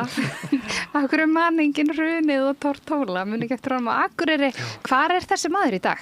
Er hægt að heyra í honum? Hann til að koma aftur. Hann kom inn í viðtal. Kristoffer Júlíusson var þarna í viðtali. Og sagði, af hverju er allir að gefa rámfuglum að borða? Var þetta ekki bara kosningunum 2013? Ég held það. Mér finnst þetta ógleymanlegt innslag. Þetta er alltaf svona fljúandi í höfðunum mér. En að þeir kannski rifja upp eitt sögu ákveðna stjórnmálamanna. En já, ég meina, ég átta mig ekki á þeirra málefnum eða hvað þeir standa fyrir annað en hvað bara útlendinga andúð. Það er það sem hann nær helst í gegn, já. Hann keyrir bara, hann er svona bara Trump, Hann tekur upp sín Trump á Evrópu, að Evrópa verði að bregðast við vegna þess að þessi verið að skipta út þjóð og við séum bara á þvernýpi siðmenningarlegs hruns. Já, og þar þessi retóríska sem kemur, þessi retórík sem kemur frá Trump, að það kemur einhver yfirlýsing, skipta út Evrópu, þá stígum við hérna inn og förum einhverja sögulega skýringar og bara veistu hvað þú ert að segja, þetta eru hugmyndir sem koma frá og þá brugðist við og sagt að þessi verið að væna hann kynþáttahyggju eða eitthvað slíkt. Þetta þessi svona alltaf fram og tilbaka einhver debatt að ef þú tekur hugmyndirnar alvarlega að þá þú að væna og svo bara rúlar þetta áfram endalaust. Og svo fórtala með svæðingin, orði munn og slíkt. Algjörlega. Já, herinn á landamærunum, hættan, benda. Það er svo opin landamæri. Já, mitt nákvæmlega. Flæðir inn, en bara alltaf verið að benda okkur hættu. Halda fólki einhvern veginn þannig. Skipta fólki í hóp og etja þeim saman. Já. En upplifið þið að flæði fólk til þess að leggjast upp á kerfin? Nei, en ég meina auðvitað eru, áskoranir í því að stækka svona mikið svona rætt og það er bara fullkomlega lógískt og við þurfum bara tækla það, skilur við ekki að horfa á raungum stöðum, ég meina ef það er, skilur við, skólakerfi er að ströggla, það er bara mikið innflæði þar og þarf að taka betur utan starfsfólkið og kennarana og svo tala finnsku leiðina, hvað gerir Finnar? Við gerum kennarastarfi aðlagandi, skilur við þurfum þá að gera það ef við ætlum að fara finnsku leiðina og og það er bara að horfa þetta aðeins á lógískari máta, finnst mér, ekki bara vera með einhverju upprópanir hitt og þetta. Svo kannski, hvað vitum við eftir 10 ár, horfum við tilbaka og bara, já, munið þarna á þessum árum þegar það vildi allir flytja til okkar og við endum með að fá svona marga. Kannski væri nú alveg næs að það hefði verið hann aðeins lengur, Það er mjög ágætt að fólk komi hingað. Já, það er það nefnilega. Sérstaklega við náum að taka utan það og gera það fungerandi. Mér finnst þetta mjög góðu punktu vegna þess að við höfum algjörlega brugðist þar, finnst mér. Að taka utan þetta fólk sem að streyma til okkar, sem tala jafnvel hvorki ensku eða íslensku. Og það er ég vil nefnilega ekki galopna faðminn og einmitt út af þessu. Að við megum ekki koma svona illa fram við þetta fólk. Og ekki heldur illa fram við Íslendinga. Og ég er svo sammála Ingu með það að það þarf að stofna sér skóla fyrir börn sem koma og tala jafnvel hvorki ensku eða íslensku og ensku og þau þurfa að fá sér atkvæði. Þú hendir þessum börnum ekki inn í bekk og lætur þau þar og þau eiga bara að læra upp á eigin spýtur. Það er bara vonlaust dæmi, sko. Er það gert þannig? Já, það er gert þannig. Allavega var það gert þannig. Og ég þekki til þess eins og fyrir norðan á Hvammstanga sem var mín heimabyggð, að þar komu fjölskyldur, einhverjar 4 fjölskyldur og það var vissulega haldið utan þær og gríðarlega vel haldið utan þessar fjölskyldur í bæjarfélaginu en þessi börn fóru beint inn í bekki. Það var ekki sér bara kennsla fyrir þau áður en þau voru bara sett inn í bekkina og mér finnst það ekki réttlátt að sé þannig hvorki okkar þeim eða íslenskum börnum sem að í raun og veru tapa kennslu út á þetta. Þau fá aðteklina í kennslu sem eru þau er náttúrulega að verða að fá aðteklina. Það er mikilvægt að halda í til haga að það hefur aldrei verið galopið inn í Ísland. Enginn sem hefur tekið þátt í því að flytja hingað að díla við Útlendingastofnun hefur nokkuð tímann upplifað neitt galopið og við tókum ákvörðun að styðja við Úkraínu og fengum bara dýrmætt fólk til okkar og það var auðvitað stór hópur og það er það sem og það er sá hópur sem við erum helst að bregðast við og annar fjöldi hefur ekki aukist og það er það sem skiptir svo ofboðslega miklu máli með þetta sem þú segir að styðja við kennara, styðja við skóla og svo er náttúrulega bara mjög ókvænlegar breytingar framundan að þú talar skóla að sérstaka skóla fyrir börn, það eru fangabúðirnar yfirvofandi, þar munu börn vera geymt og vera í sér skólum þá. Fólk sem ekkert hefur brotið á sig verður í fangelsi? Já, verður sett í fangelsi við landamærin. Þannig að það er að fara að vera alls konar aðskilnaður. Við eigum að sjá hvernig þetta lítur út alls saman. Já. hjá ríkisstjórninni. Ég legg ekki sama... Það sem sækir hæli ekki brotamaður. Nei, en ég legg ekki sama skilning í þetta sé fangelsi þó að fólki sé í raun og veru á þessu svæði að þá allt til alls þarna og það hægt að því fyllt út fyrir, skilurðu. Þetta ekki fangelsi það sem þú farði ekkert að fara neitt, sko. En þú ert í fyll. Það eru fangelsuð. Þú tekur annað frelsið mitt. Já, og það mikilvægt að... Þú getur ekki gefið kókópöfs og satt ég verið glaður með það. Nei, en það mikilvægt að minna á bara öll mannréttinda og samtök sem vinna með börnum benda á að þetta eru fangabúðir og fangelsi og að þetta yfirvofandi og það og eins bara að því að ég kenni íslensku sem annað mál hvað það bara ótrúlegt að ég fæðist 1989 og hugsa bara breytingin á Íslandi hvað maður bara lappa Reykjavík og fá að kynnast fólki frá mörgum löndum sem býr og læra íslensku og bara stúdera Hávamál og íslenska ljóðlist og bókmyndir. Þetta alveg hvílíkur auður. Ég alveg sammálaður, það alveg stórkostlegt og það voru þetta ekki 3 erlenda stúlku sem að hlutu verðlaun í... Jú, akkurat. Mér finnst þetta finnst mér stórkostlegt. En þá spyr ég á móti... Í íslensku? Já, í íslensku, já. Og þá spyr ég á móti, hefur þú komið í Reykjanesbæ og verið í leikskóla þar?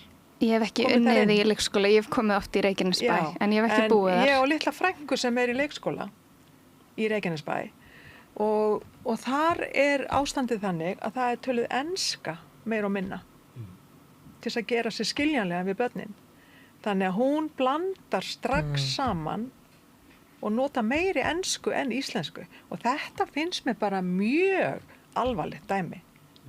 Og við verðum að opna augum fyrir því að þessi börn sem að tala ekki íslensku, að þau sé ekki bara sett inn í þær aðstæður að það bitna á þeim og börnunum sem eru fyrir, skilurðu. Ég held bara almennt að þurfum að taka tungumálinu, við þurfum að setja miklu meiri fókus á það og meira þess að hefur einhver komið til Quebec til Montreal. Það mjög merkilegt, það allt á frönsku, meira þess að þú veist KFC á frönsku og þú veist það eitthvað sem getum gert miklu meira af en svona í þessum umræðum útlendingamál ég held að við verum alltaf að horfa til þess að ég held að þessi 80% þeirra sem hingað koma frá evrópska efnahagsvæðinu þá náttúrulega fyrst og fremst til að vinna yfirleitt í lálunastörfum og nú ríkisstjórnin að móta á þessi, ég sé einhver sérstakur talsmaður hennar hér atvinnustefnu þar sem að allan að forsætisráðherra hefur sagt að hún ætli beinlínis að beita sér að draga úr áherslu á það sem hún kallar lágframleiðni störf. Já, það sé að gera sjálfkrafa, það svona ferðamönnum hætt að fjölga. Já. Það samdráttur í íslensku samfélagi. Ég held að við sem hætt að soga til okkar fólk og maður sér það svona merkið þessum innflutningstölur svona í haust og fleira að sumleiti þetta tími sem liðinn. Og þetta sem að miðflokkurinn vísa til ástand sem var fyrir 2 og 3 árum kannski. Já, svona, og einmitt kannski þessi þróun var falin í annars vegar hópnum frá Úkraínu og hins vegar hópnum frá Venezuela. Já, og líka þessi sem að þú ert að tala sem að koma hingað bara til að vinna, það hefur dregið mjög úr því. Við sjáum ekki þessa miklu fjölgun innflytjenda sem að var hérna fyrir svona kúfurinn sem koma eftir COVID. Hann er liðinn. Þannig við erum komin í það sem þú veist að segja eftir 10 ár munum við hugsa tilbaka og það er svo mikil Við erum bara komin á tímapunkt sem við fara að taka þessu alveglega og gera þetta almennilega. Já, en þá erum við kannski komin með stöðu eins og þú ert að lýsa í Reykjanesbæ og eflaust sama staðan á leikskólanum í Vík í Mýrdal. Fellaskóli upp í Breiðholti þannig að þeirra voru innflytjendur voru bara svona slatt í bóka. Að þá stuðningur á skólalóðinni að því að þú eiginlega verður að læra íslensku til þess að fúnkera. Þegar þú missir þannig að skólalóðin talar ekki íslensku, að þá náttúrulega miklu hægari lærdómur af þeim sem eru og getur verið meiri að snúið að finna einhverja leið og þannig að ég get alveg trúa því að við séum þú veist, ef ég þekki mína þjóðir rétt þá föttum við þetta ekki fyrir að við fáum vandamálið bara springur í alveg á okkur. En ég menna sama tíma við höfum ekki fyrirhyggjan hjá Íslendingum. Nei, það ekki það hefur ekki náð að beisla samt svona einhverja þjóðirnis eða bara ást til dæmis tungumálsins og að setja pening í að kenna íslensku. Ég menna, barnabókahöfundar kallast sífellt eftir meiri stuðningi til að geta skrifa bækur fyrir börn, leikskóla bókasöfn eru ekki alveg bara og skólabóksum kalla eftir meiri pening. Brotabroti af því sem bara Danmörk er í eina málaflokk og Danmörk nú ekkert sérstaklega þekkt fyrir að vera svona... Nei, þannig að það eru líka lykilþættir í menntun sem að skipta máli aðrir en... En það er bara líka mikilvægt að hafa í huga að að ég teki eftir í svona fínum alþjóðlegum skólum, þá er talað á meginlandi Evrópu. Þá er Reykjaskóla sér af því hvað eru töluð mörg tungumál í leikskólum. Hér heyra börnin tungumál frá öllum heimsins hornum. En það skiptir líka stéttmáli í hvað talað aðgengi barna að tungumálum. Ef þú tilir efsta prósentunni þá er gott að alast upp í tingi. Ég flutti til Parísar með 7 ára dóttur og hún fór í Hverfisskólann og þar var deild fyrir innflytjendur. Og þannig hún var í að læra frönsku og svo var hún í bekk líka sko. Þannig hún fór svona byrjaði með kannski 80% í innflytjendabekknum og svo svona hægt og bítandi. Og hvað er langt síðan þetta var? Það eru 11 ár, hún er 18 ár í dag. Já, nú sérðu hvað við erum langt á eftir. Ég held þetta væri svona. Og því að þetta er bara aðferð sem er mjög víða notuð. Nú skal ég ekki segja hvort þetta er komið á stað einhver staðar og eflaust en ég er enga síður uggandi yfir hversu lítil virðing er borin fyrir móðurmálin okkar. Líka nemendunum sko, því að þú veit kannski segja að þetta er eðlisfræði og hann situr hann aftast og hann skilur ekki íslensku og ég er að kenna ykkur eðlisfræði. En ég veit alveg að hann bara skilur ekki orð sem er að fara á honum. Þannig hann kemur og er að sækja sér menntun í okkar kerfi og bara veit ekki neitt. Þetta er líka bara ótrúlega svona sóun á bara tíma fólks sko. Þannig að vonandi verður bara líka hlustað á kennara og það kennarastarf sem að hefur verið unnið og þeir koma að borðinu með sína reynslu og fagþekkingu og því að þetta er... Inga átti nú 3 tíma fund með formari kennarasambandsins og hann kom mun bjartari af þeim fundi. Það er ákveðin hætta á að umræðan og skólamál í Íslandi snúist það hvort þau að gefa einkunnir í bókstöðum Já, ég er ekki alveg saman. Ef ég þekki mína þjóður rétt, það hættir okkur oft til þess að eyða gríðarlegri orku í einhverju sem engu máli skiptir. Inga mun eyða orku sinni í annað. Já, það er vonandi. Hún er það gengur undan henni til dæmis í... Já, það riðst undan henni. Herðu, má bjóða ykkur að því að vera með svona velja eins og hvort við höfum í Evrópusambandsins ekki hvort vilja hafa Lilju Alfreðsdóttur eða Ingibjörgu Ísaksen sem formann Framsóknar. Já. Þarf maður að hafa skoðun á því. Já, bara... Sko, ég var alltaf þess að búast við að Viljum færi fram, sko, en hann... Ég var eiginlega vonast til þess. Hann virðist vera svolítið svona sniður að svona ana ekki út í orustur, þú veist, sem að hann kannski hefur ekki áhuga á, sko. En hann gerði það samt, hann styður Lilju. Já. Það skoraði á hann að bjóða sér. Já. Það hlýtur eiginlega því að hann alltaf styður. En ég menna hann gerir það, þú veist, aftast í herbygginu og kósi bara einhvern veginn, sko. Þú veist, fyrir síðan bara ólympíuleikana á Ítalíu og, þú veist, þannig að ég veit ekki, þetta verður áhugavert að sjá og ég menna það er ægileg verkefni fyrir höndum, þú veist, að finna einhvern veginn nýja taktinn eftir Sigurðar Inga tímabilið. Já, Framsóknarflokkurinn er bara í mjög miklum vanda. Og það er nú oft talað að sé erfitt að koma eftir svona kannski svona sterkum og þaulsætnum leiðtoga, það er nú svona virðist vera einhvers konar lögmál, Sigurður Ingi búinn að vera mjög lengi og allan svona þessi sögulegu dæmi kannski sína að það sé ekkert endilega heppilt að koma eftir slíkum leiðtoga. Ingibjörg Ísaksen er búin að vera á þingi síðan 2021 held ég, þannig hún er nú tiltölulega ný, en Lilja var ráðherra 2016 ef maður rétt og var þingmaður frá 17 til 24, þannig að hún er nú kannski ekki það er ekki mikið nýjabrum af henni og ráðherra eiginlega allan tíman sem hann hefur verið virki í pólitík og það var alltaf Sigmundur Davíð sem að tók hana inn í ríkisstjórn á sínum tíma og hún er náttúrulega mjög öflugur stjórnmálamaður en maður svona veltir því fyrir sig hvort að ég veit það ekki hvort að þetta sé rétta planið, ég veit það ekki. Nei. Hún var náttúrulega bauð sig fram í síðustu kosningum. Ég held að hann hafi verið Reykjavík Suður. Þar fekk Framsóknarflokkurinn 4,4% atkvæða. Það er nú ekki alveg svona eins og tilkallið að vera formaður með þann árangur. Geti komið í bakið á henni. Það er hægt að nota það þá gegn henni í þessum slag. Að þú veist, það sé búið að reyna þetta og það hafi ekki tekist. Já. En að þessu þá náttúrulega rosalega kraftur í Lilja, hún er rosalega dugleg líka, þannig að það er getur vel verið að þetta sé bara góðu kostur fyrir Framsóknarflokkinn í þessari stöðu. Maður heyrir alltaf þessi á listamennum að því við vorum að tala svona ráðherra sem gengur undan, að það er mjög vel talað Lilju. Þótt vera góður. Ég meina ef við gerum tengslu fyrra samtal íslenskuna, þá ætti hún sannarlega að keyra á því að hafa haldið henn á lofti í verið sem bara talsetningu Disneymynda og eitthvað slíkt.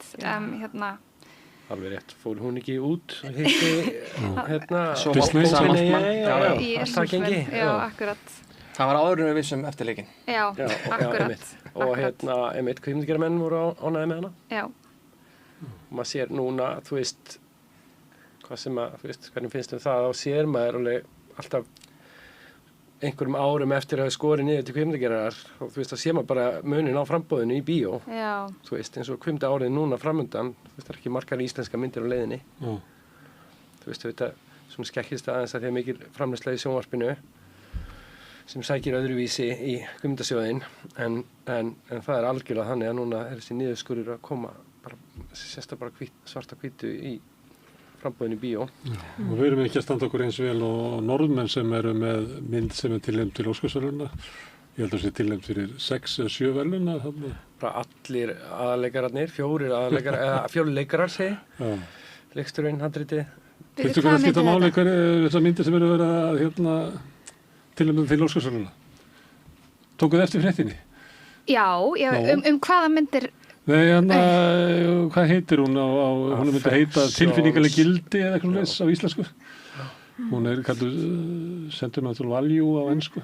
Mælið með henni, eða fyrir sena? Brilliant. Já, ok. Brilliant. Ég hef ekki séð hana. Ég skrifaði á Facebook eftir ég sá hún að haldið í kjafti hvað þetta er góð mynd. Að ég hafi séð það á fyrirsögn í Politíkarna. Þeir eru svolítið skemmtilegir dannir. Já. Þá var það dómur og leikrit og haldið í kjafti hvað þetta var góð sýning. En hún var frábær. En sko, þú veist, svona verðlaun hafa þetta stemning, þú veist, í svona verðlaunum og fyrir svona bransa, til náttúrulega sniðuðast það sem svona bransi getur gert er að hafa og halda úti einhver svona verðlaunum, þú veist, og búa til einhver svona moment og stemningu og umtal og athygli. En varandi normennina, að þá hefur maður séð bara mjög greinilega síðustu ár hvað þeir hafa elst í kvikmyndagerð, því þeir voru aftast á merinni, við vorum framar en þau. Hreinsuðu ekki upp evrósku verðlaunni núna, okkar kona, Ingólfsdóttir. Já, með hún hvað heit hún myndin? Já, konuna, ógeðslega góð mynd. Hvað sagðirðu? Elsk. Elskling. Það er hringt í vin. Já, en allavega, sko, þú veist, þannig að þeir náðu með svona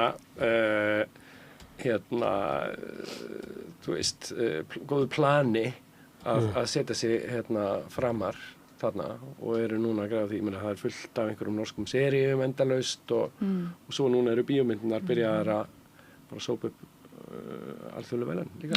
Lilja Ingólfsdóttir, dóttir Ingólfs Margeirssonar. Hún er komið í viðtal hérna, mjög gott viðtal sem ég tók við hana. Hún hreinsaði upp mikið af Evrópuverðlaunum nú síðast. Já. Og svo er þessi mynd, norska myndi er frábær, sko. Hún er það. Mér er svo reynda brasilíska myndi sem er tilnefnd vera besta myndin sem ég hef séð að þessu. Hún er alveg ótrúleg sagnamennska og mögnuð bíómynd, sko. Já, maður sér það. Þú hefur áhuga bíó, eða ekki? Já, ég mikið áhuga. Það er ekki áhuga bíó? Jú, algjörlega. Mér finnst þannig að Sinners-myndin, hún er tilnæmt til, Sinners, eftir, í fjölda tilnæmningu. Alveg mögnuð. Ég er alltaf bíó í Þorlákshöfn, þannig að ég stekk ekki bíó hvenær sem er, sko. Er ekki bíó á Selfossi? Jú, bíóhúsið er á Selfossi, það er rétt. Einmitt, það er enga síður hálftími. Ég vil teki þetta eftir Óskarinn, sko. Horft á myndirnar eftir það, sko. Akkurat. En ég kannski fara að endurskoða það eftir að hlusta á þessar umræður hér. Já. Það er mikið af það eru myndir, sko, sem eru annar staða frá. Hann er þetta bara brasilísk og norsk, en maður hélt að kannski, það er ein frábær frá Írland, óheppilegt slys eða eitthvað myndum heita líklega, sem var frábær, og svo ein frá Kóreu sem við mikið verið að tala um af hverju hún hafi ekki verið tilnefnd, sem að ég sökta þessu ennþá í bíó. En myndin Ég held að Hind... bíó árið, síðast árið, 2025, sé eitt besta bíó ár bara langa tíð. Það er bara ótrúlega mikið af góðum myndum sem að sprustu fram. Þannig að þó að það sé alltaf fara til helvítis í heiminum, að þá er eins og listin er ekki alveg að gefast upp.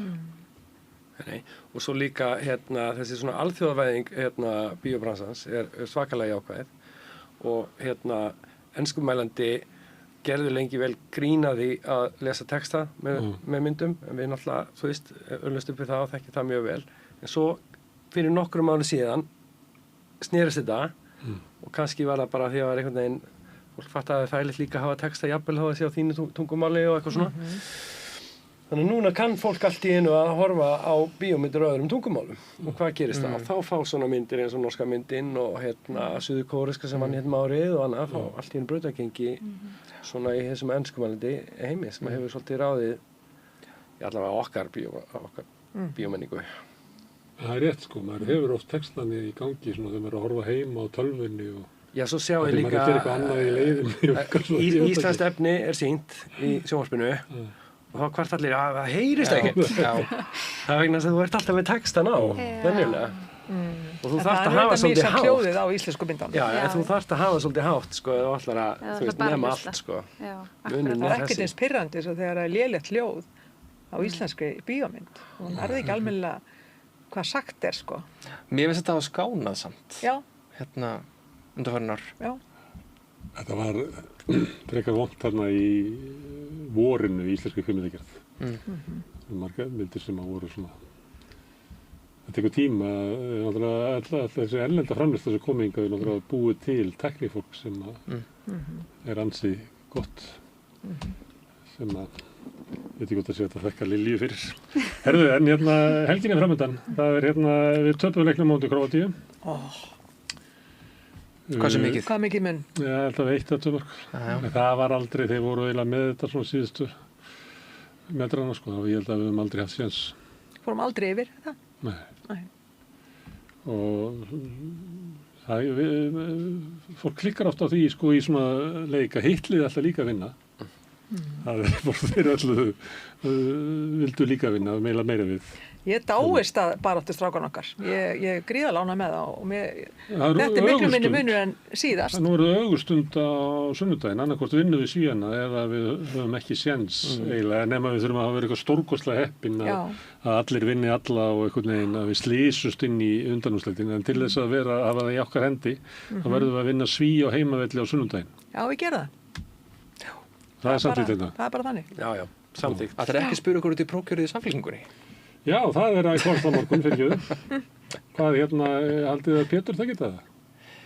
Sko, ég hef hafði það tilfinningu að í vikuna Heiða myndi að hafa þetta, en svo þurfum að koma fréttir held ég morgun af því að það verið 3000 nýskráningar í Samfylkinguna bara á síðustu dögum, þá hugsaði ég ok, það lítur að vera Pétur. Þannig ég spáði Pétur sér í. Það sé ekki fólk sem er að flykkjast í Samfylkinguna. Er ekki líklega að það sé nýji maðurinn sem kemur með sér? Já. En hvað eru margir í Samfylkingunni? Þetta er 7000 núna eftir þessir voru bara 4000 áður. Þetta er bara smá sókn. Þetta er áhlaup. Já, ég hef verið að því, svona fyrst þegar þetta var að koma fram, að þá var ég svona, því við spjöllum svona ég og bróðum minn svolítið. Já, og við reynum alltaf að segja fyrir til þess að geta einstaka sem sagt að tóldi svo. Þá var ég svona frekar á því að Heiða myndi taka þetta, en ég er alveg saman á þér. Svona undanfarna viku þá finnst mér sko straumur vera frekar í áttina. Og maður heyrir líka hvernig svona yngra fólkið í Samfylkingunni það talar alltaf eins og svona eitthvað viðreisna fólk sko.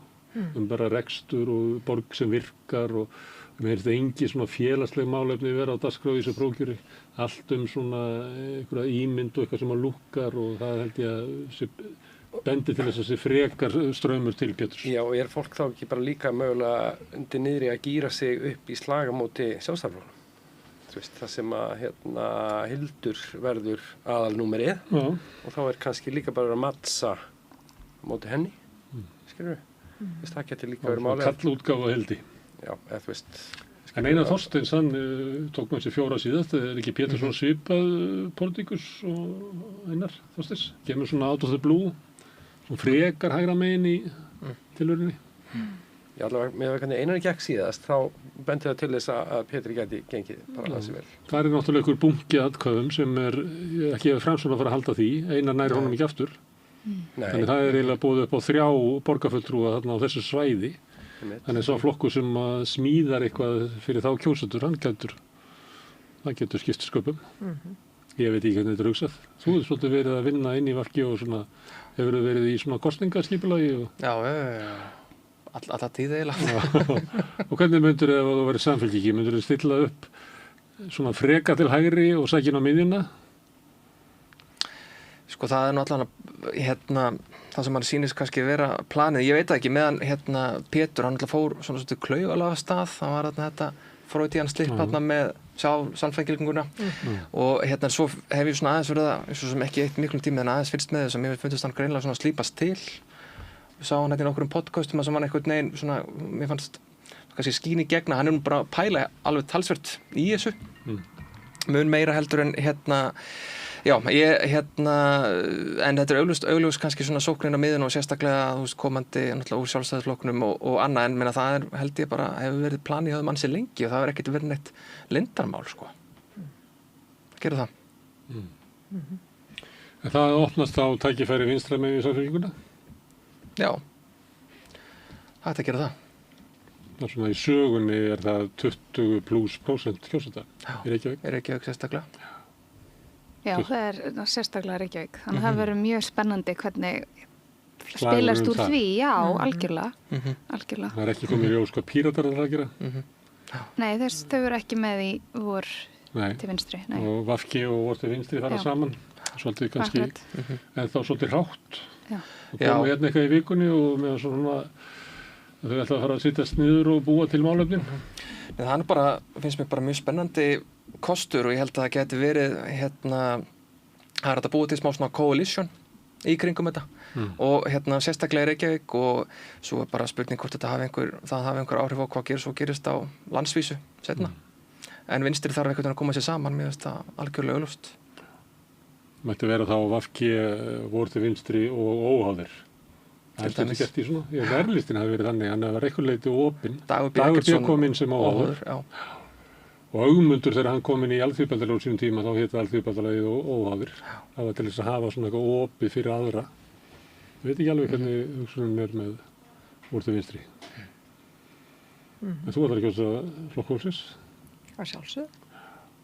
Ég er ekkert að spyrja ykkur hvað ætlaði að kjósa. Ætlaði að horfa á leikinn á sundaginn? Já, held ég. Ekki spurning.